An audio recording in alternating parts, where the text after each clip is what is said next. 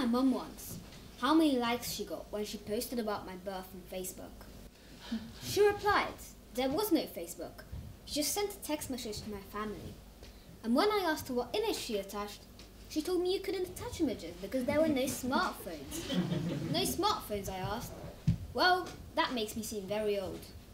Furthermore, when she was born, her parents had to call their friends on a wired telephone, dialing the numbers.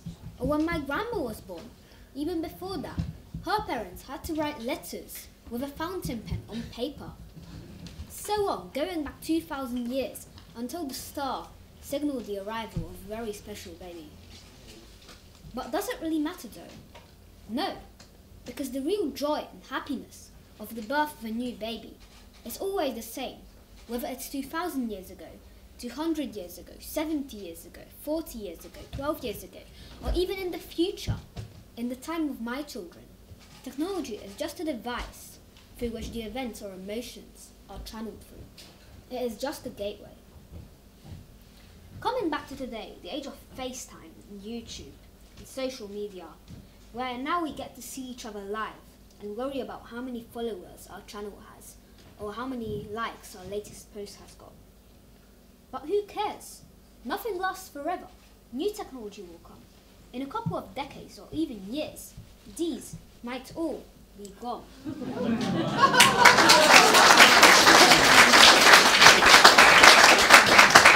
Also, today, many people are cross with technology taking over our lives and blame us kids for having too much time with laptops, computers and consoles. However, I believe that this is not always the case. Take this card, for example. Playing cards had a great popularity over the past decades or even centuries, with people playing them at casinos, at parties or at home. However, now we get to play them through new technology, such as this iPad right here.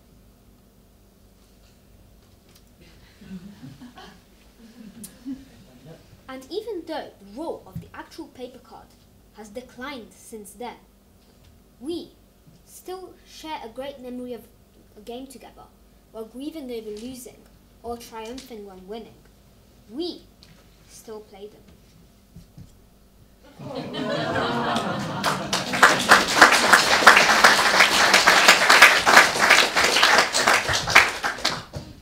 Also, many people in my environment were proud of how I could use smart devices such as tablets or phones easily.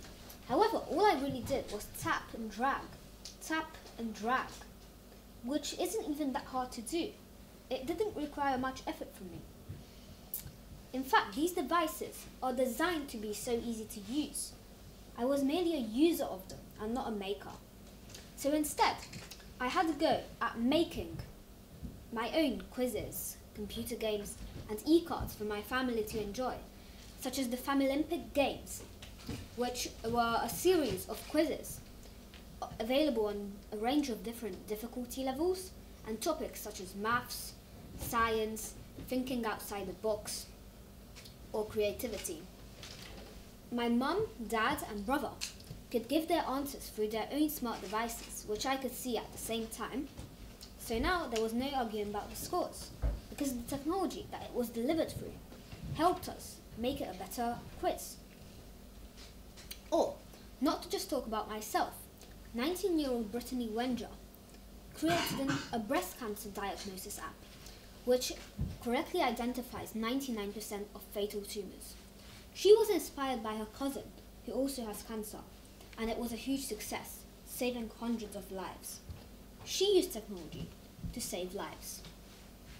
Or, another girl from California created the app Sit With Us, which allows lonely school children at school lunchtimes to be brought together and enjoy the meal together.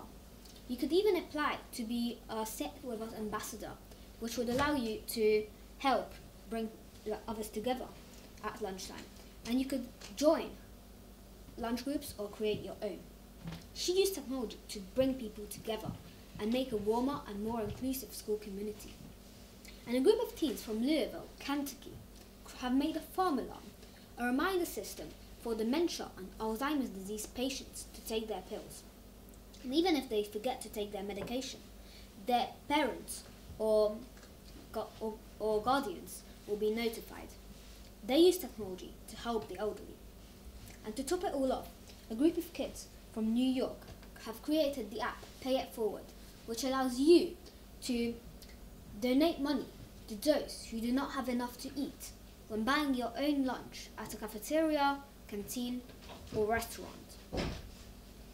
You can even choose which area of the world you want to pay it forward to, and it is now widely available at a range of different restaurants. They use technology to give. So, that's what kids do when they're in front of a computer, really, even though we sometimes do play games. But the point I'm trying to make is that it's not the technology that matters here, but the help these young people are willing to give, their kindness. Technology is just a device through which the events or emotions are channeled through. It is just a portal which they are delivered through. The same way as with the joy of a new baby and the excitement of a game of cards, which stay the same regardless of the devices they are channeled through. Now, for the future.